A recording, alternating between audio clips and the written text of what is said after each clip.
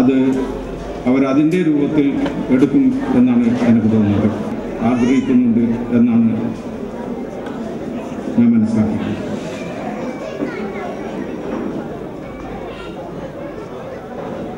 ഈ കാര്യം ഞാൻ കുറേ നീട്ടിക്കൊണ്ട് പോകുന്നില്ല. ഇതൊക്കെ ഇനിയും കഴിയട്ടെ. നിങ്ങളിൽ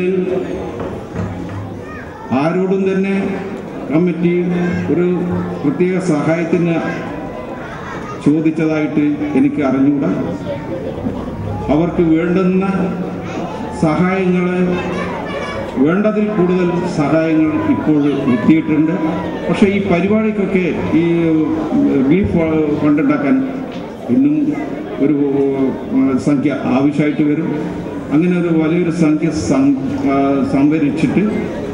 സംഘടിപ്പിച്ചിട്ട് അത് നല്ല രീതിയിൽ ഒരു കമ്മിറ്റി ഉണ്ടാകുക. എനിക്ക് പറയാനുള്ളതാണ്, ആ ഒരു കമ്മിറ്റി ഒരു പ്രത്യേക ടൈമിൽ പല ആളുകൾക്കും ഒത്തുകൂടാൻ പറ്റുന്ന ഒരു പ്രത്യേക സമയത്ത് ഇതുപോലെ ചേരുകയും ആ കമ്മിറ്റിയിൽ കുറച്ച് ആൾക്കാരുണ്ടാകും. അവരെ ആ ഒരു വർഷം ഹെൽപ്പ് ചെയ്യാൻ കിട്ടുന്ന ആവശ്യപ്പെട്ടിട്ടുള്ള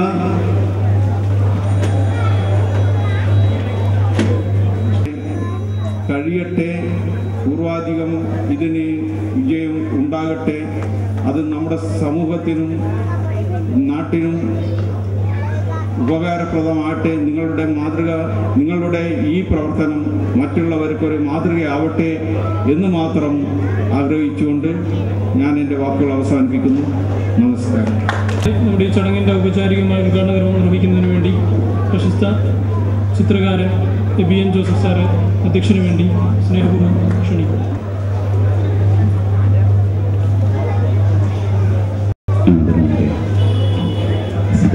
സഹോദരന്മാരെ,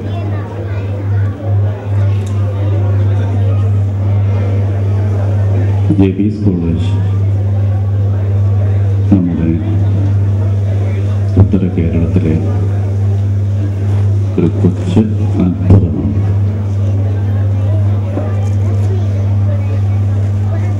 ജെബീസ് കോളേജിനെ ഈ നിലയിൽ എത്തിച്ചത് തീർച്ചയായും അതിൻ്റെ ഒത്ത നടുവിൽ ജയബാല മാഷുണ്ട്. പിന്നെയുള്ളത് കാലമാണ്. കാലം ഷേപ്പ് ചെയ്തു എന്നങ്ങ് പറയാം. അത് വെറുതെയും സംഭവിക്കും, അത് കൃത്യമായ ലക്ഷ്യവേദിയായ പ്രവർത്തനം കൊണ്ടും സാധിക്കും. ഇത് രണ്ടും ഒരുപോലെ സംഭവിക്കും. ഈ ഒരു പ്രശ്നം അത് വീട്ടിൽ ജോലി ചെയ്യുന്ന ഒരു സ്ത്രീയോട് ആ വീട്ടുകാരൻ അപമര്യാദയായി പെരുമാറി. ഇപ്പോഴത്തെ നിലയ്ക്കാണെങ്കിൽ പീഡിപ്പിക്കാൻ ശ്രമിച്ചു എന്നും പറയാം. അത് മറ്റ് ആരുമല്ല പീഡിക്കുന്നത്, അദ്ദേഹത്തിൻ്റെ ഭാര്യ തന്നെയാണ്. ആ ഒരു പ്രശ്നം കാരണം വീട്ടിൽ കയറാൻ കഴിയാത്ത ഒരു നിലയുണ്ട്. അതുകൊണ്ട് എന്നെ ഒന്ന് സഹായിക്കണം എന്ന ഒരു സുഹൃത്തിനോട് പറയുകയാണ്. ആ സുഹൃത്താണെങ്കിൽ ഗ്രാമപ്രദേശത്തു നിന്ന് വന്നു.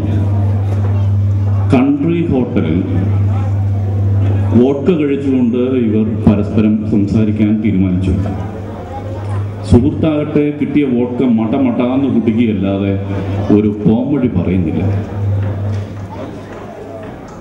പ്രശ്നങ്ങളൊക്കെ പറഞ്ഞു വെച്ചു കഴിഞ്ഞപ്പോൾ ഇയാളുടെ ഭാഗത്തു നിന്നും മെച്ചപ്പെട്ട ഒരു പ്രതികരണം പ്രതീക്ഷിച്ചാണല്ലോ ഈ വോഡ്ക കൊടുത്തതും സംസാരിക്കുകയൊക്കെ ചെയ്യുന്നു.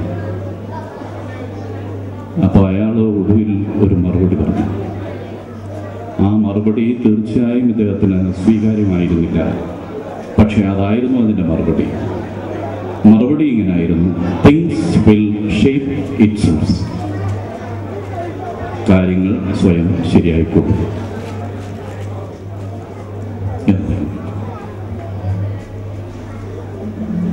കാര്യങ്ങൾ സ്വയം ശരിയായിക്കൊള്ളുന്നത് ഉണ്ട്.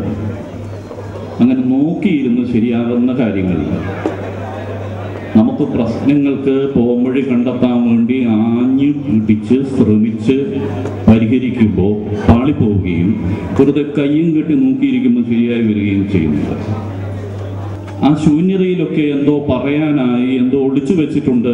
എനിക്ക് മാത്രം മനസ്സിലാവുന്ന ഒരു വിസ്പറിങ്, ഒരു പിറുപിറുക്കൽ ആ കോണിൽ എവിടെയോ ഉണ്ട് എന്ന് നമുക്ക് ബോധ്യം വരുന്നുണ്ട്. നമുക്ക് മാത്രം മനസ്സിലാവുന്ന ചില ശൂന്യമായ, അത്രത്തോളം തന്നെ ശൂന്യമല്ലാത്തതുമായ ഇടങ്ങൾ ഉണ്ട് എന്ന് നമുക്കറിയാം.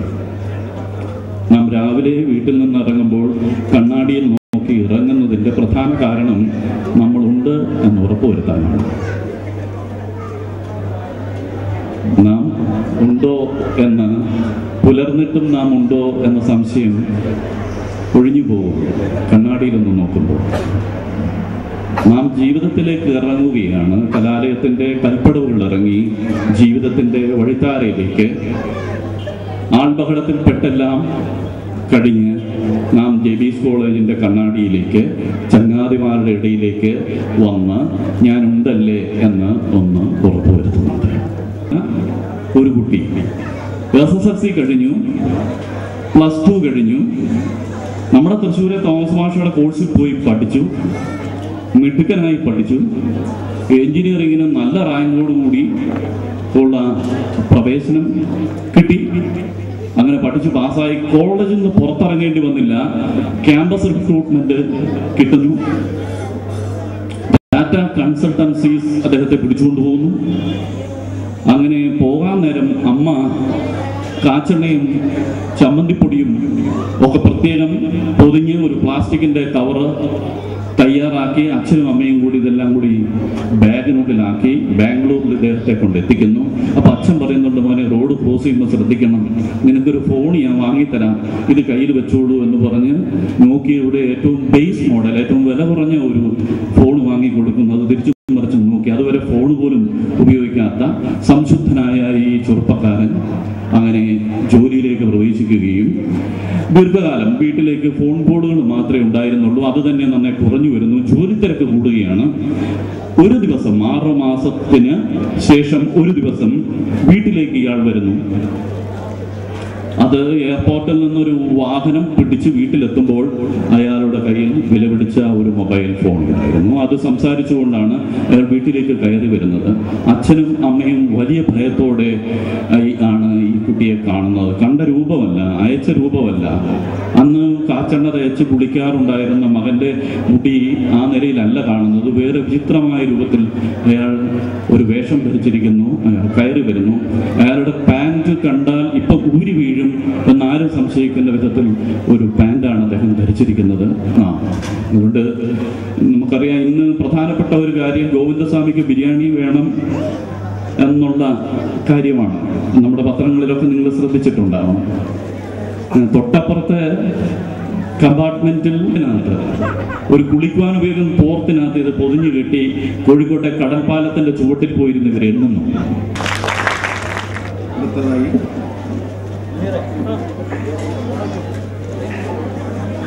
നമ്മുടെ ചീഫ് ഗസ്റ്റും വെബ് പോർട്ടലിൻ്റെ ലോഞ്ചിങ് തേടി എത്തിയിട്ടുള്ള ശ്രീ ഷെറി അവരെ അതിനായി ക്ഷണിക്കുകയാണ്. ലോഞ്ചിങ് ആണ് ഇവിടെ പ്രശസ്ത സംവിധായകൻ ഷെറി നിർവഹിക്കുന്നത്. അദ്ദേഹത്തെ ക്ഷണിച്ചു.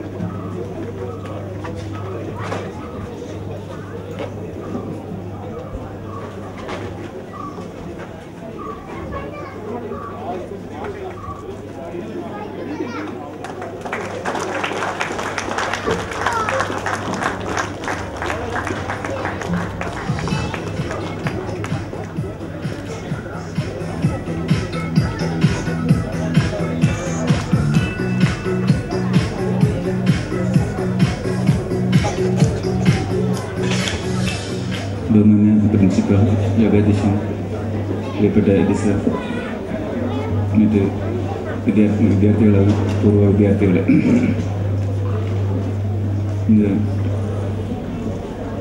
ഞാൻ ഈ കോളേജിലെ വിദ്യാർത്ഥിയായിരുന്നില്ല. ആ കാലത്ത് ഞാൻ ഡിഗ്രി പഠിച്ചത് കണ്ണൂർ ഫോർട്ട് റോഡിൽ വിവേകാനന്ദ എന്ന വേറൊരു കോളേജ് ഉണ്ടായിരുന്നു. ഇപ്പോഴതിൽ പ്രഭാത് തിയേറ്ററിൻ്റെ തൊട്ടടുത്ത്. ഒരുപാട് കാലമായിട്ട് കലാലയ ഓർമ്മകളൊന്നും മനസ്സിലത്രയൊന്നും ഉണ്ടായിരുന്നില്ല, കുറച്ച് കാലമായിട്ട് ഉണ്ടായിരുന്നില്ല. ഇപ്പോൾ ഇവിടെ വന്നപ്പോൾ എന്തോ വല്ലാത്തൊരു വൈകാരികത പറഞ്ഞ പോലെ, മറ്റേ ഈശ്വർ പറഞ്ഞ പോലെ ഗൃഹാതുരത്വം വളരെ ശക്തമായിട്ട് അനുഭവപ്പെടുന്നു. എനിക്ക് വളരെ സ്ട്രോങ് ആയിട്ട് ഫീൽ ചെയ്യുന്നു. ഇങ്ങനെ ഒരു ഗെറ്റ് ടുഗദർ എൻ്റെ സുഹൃത്തുക്കളെ കൂടി ഞങ്ങളുടെ കാലത്ത് എൻ്റെ സുഹൃത്തുക്കളായിട്ട് കൂട്ടിച്ചേർത്ത് ഇതുപോലുള്ള ഒരു കൂട്ടായ്മ ഒരു ദിവസത്തെ ഒത്തുചേരലിന് ഞാൻ അടുത്ത ദിവസങ്ങളെത്തുന്നു, വളരെ അടുത്ത ദിവസങ്ങളെത്തുന്നു ശ്രമിക്കുന്നു. അവർക്ക് മനസ്സിലാക്കി എൻ്റെ മനസ്സിന് മാഞ്ഞു തുടങ്ങിയ കുറേ ഓർമ്മകൾ. തളിപ്പറമ്പ് സ്വദേശിയാണ് ഞാൻ. തളിപ്പറമ്പിൽ നിന്ന് രാവിലെ കണ്ണൂർ ബസ് കയറും. 40 പൈസയാണ് അന്ന് കണ്ണൂരേക്കുള്ള ബസ് കൺസെഷൻ അനുസരിച്ച് 40 പൈസയാണ്. അവിടെ ഇറങ്ങി അവിടുന്ന് പിന്നെ ഫോർട്ട് റോഡിലേക്കുള്ള അവിടുന്ന് വീണ്ടും ഒരു 10 പൈസ. പിന്നെ കുറേ ഓർമ്മകൾ. പ്രഭാത് തിയേറ്ററുകളിൽ മുടങ്ങാതെയുള്ള മാറ്റ്നി ഷോകൾ, പയ്യാമ്പലത്തെ കാറ്റ്, അന്ന് കിട്ടുന്ന ചാൻസലർ എന്ന് പറഞ്ഞൊരു സിഗരറ്റ്, ഇപ്പോഴതില്ലെന്ന് തോന്നുന്നു, ഒരു ബ്രൗൺ കളറുള്ള വലിപ്പമുള്ള സിഗരറ്റ്. ആ സിഗരറ്റിൻ്റെ ചുവ കുറച്ചുകൂടി പറഞ്ഞ അവിടെ കമല ഇൻ്റർനാഷണലിന് പുറം ചാരായൊക്കെ കിട്ടുന്ന കാര്യം. ആദ്യമായിട്ട് കുറേ കുട്ടികളൊക്കെ ചാരായം കുറിച്ച് അത്ര എല്ലാ ദിവസങ്ങളുണ്ടല്ലോ, വല്ലപ്പോഴൊക്കെ ഉണ്ട്. ഡിഗ്രി പഠനകാലത്തേക്ക് അതിൻ്റെ 5 രൂപ 2.50 100-ന് 5 രൂപ കൊടുത്ത് 200. പിന്നെ ഒരു 25 കൊടുത്ത് ഒരു എക്സ്ട്രാ ഒരു കളർ ചേർത്ത് ഒരു സാധനങ്ങൾ 5-25 രൂപയുടെ ആ ഓർമ്മകൾ, അതിൻ്റെ ചുവ ഒക്കെ എപ്പോഴും മനസ്സിലാക്കും. ഇപ്പോൾ കുറേ ഇതേ കാലത്ത് ഒരുപാട് കോളേജുകളിൽ ഇപ്പോൾ ഈ കഴിഞ്ഞ പ്രത്യേകിച്ച് 2-3 മാസങ്ങളിൽ ഏതാണ്ട് എല്ലാ ദിവസങ്ങളിലും കോളേജ് ഇത് യൂണിയൻ ഇനോഗ്രേഷൻ മറ്റുള്ള പൊതുപരിപാടികൾ പങ്കെടുക്കലാണ് പരസ്യങ്ങളായിട്ട് നടന്നു വരുന്നത്. ഇപ്പോൾ പുതിയ തലമുറയായിട്ട് കുറേ കൂടി ഒരു പൊതുപരിപാടിയില്ല, അതിനപ്പുറമുള്ള സൗഹൃദങ്ങൾ ഉണ്ടാകുമ്പോൾ ഡിബേറ്റ് ചെയ്യുമ്പോൾ ഒരു ഇങ്ങനെ ഉണ്ടാവില്ല. സ്വാഭാവികമായിട്ടും തർക്കങ്ങൾ, ഏത് കാലമാണ് ഭേദപ്പെട്ടെന്നുള്ള തർക്കം സ്വാഭാവികമായിട്ടും നമുക്ക് നമ്മുടെ കാലത്ത് ഇല്ലാതിരുന്നൊരു കാര്യം. എൻ്റെ വിദ്യാഭ്യാസ പഠനം, ഡിഗ്രി പഠനം കഴിഞ്ഞിട്ട് ഏതാണ്ട് 20 വർഷമായി. 20 വർഷമല്ല, ഏതാണ്ട് അതിനടുത്ത് 91-92കളിലൊക്കെ ഡിഗ്രി കഴിഞ്ഞ ഒരാളാണ്. ഇത് വലിയ ഒരു മാറ്റം എന്ന് പറയുന്നത് സ്വാഭാവികമായിട്ടും IT മേഖല. നമ്മളാരും അന്ന് മൊബൈൽ ഫോണില്ലാന്നല്ല, മൊബൈൽ ഫോൺ ഉണ്ടായിരുന്നില്ല. ഞങ്ങളുടെ ആരുടെയും വീട്ടിൽ മൊബൈൽ ഫോൺ ഉണ്ടായിരുന്നു. ടെലിഫോൺ കോയിൻ ഒരു ബൂത്തുകളും കോയിൻ ബോക്സുകൾ പോലും അതിനുശേഷം കുറേ കാലമായിട്ടൊന്നും ഇൻ്റർനെറ്റ് തീരെയില്ല, വളരെ അടുത്ത കാലത്ത്. അതുകൊണ്ട് ഈ IT മേഖലയിൽ വലിയൊരു വികാസമാണ്.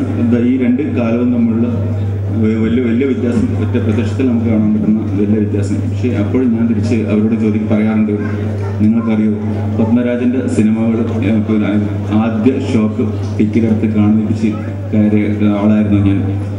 EMSൻ്റെ പ്രസംഗം നേരിട്ട് കേട്ട ആളായിരുന്നു ഞാൻ. നിങ്ങളുടെ തലമുറക്ക് അത് അനുഭവിക്കാൻ കഴിയുമെന്ന് തിരിച്ച് അങ്ങോട്ട് ചോദിക്കാറുണ്ട്. നേരത്തെ സാറ് പറഞ്ഞ പോലെ മോഹൻലാലിനെ ഏറ്റവും സുന്ദരനായി കണ്ടിട്ടുള്ളത് ഞങ്ങളുടെ കാലമായിരുന്നു. ഈ പറഞ്ഞ പോലെ ഈ മോഹൻലാൽ കിരീടം എന്ന് പറയുന്നത് മുന്തിരിത്തോപ്പുകൾ കണ്ടു. മുന്തിരിത്തോപ്പുകളിൽ അച്ഛൻ കാരണം രണ്ടാനച്ഛൻ മാനം കെടുത്തിയ ഒരു പെണ്ണിനെ സ്വീകരിക്കാൻ വേണ്ടി, അതറിഞ്ഞുകൊണ്ട് സ്വീകരിക്കാൻ വേണ്ടി ടാങ്കർ ലോറിയുമായി രാത്രിയിൽ വീട്ടുമുറ്റത്ത് വന്ന് ഫോണടിച്ച് അവിടെ സ്വീകരിച്ച് കയറ്റുന്ന മോഹൻലാലിൻ്റെ കഥാപാത്രം. അല്ലെങ്കിൽ ഇന്ന് നേരത്തെ പറഞ്ഞ കിരീടത്തിൽ സ്വന്തം ജോലിയും ജീവിതവും തെരുവിലേക്ക് വലിച്ചെറിഞ്ഞ് അച്ഛൻ്റെ പിതാവിനെ ആക്രമിക്കുന്നത് കണ്ട് സഹിക്കാൻ പറ്റാതെ രോഷത്തോടെ കീരിക്കാടിനെ ആക്രമിച്ച് തോൽപ്പിക്കുന്ന, ജീവിതം വലിച്ചെറിഞ്ഞിട്ട് പോലും തോൽപ്പിക്കുന്ന മോഹൻലാലിനെ അറിഞ്ഞത് ഞങ്ങളുടെ തലമുറ.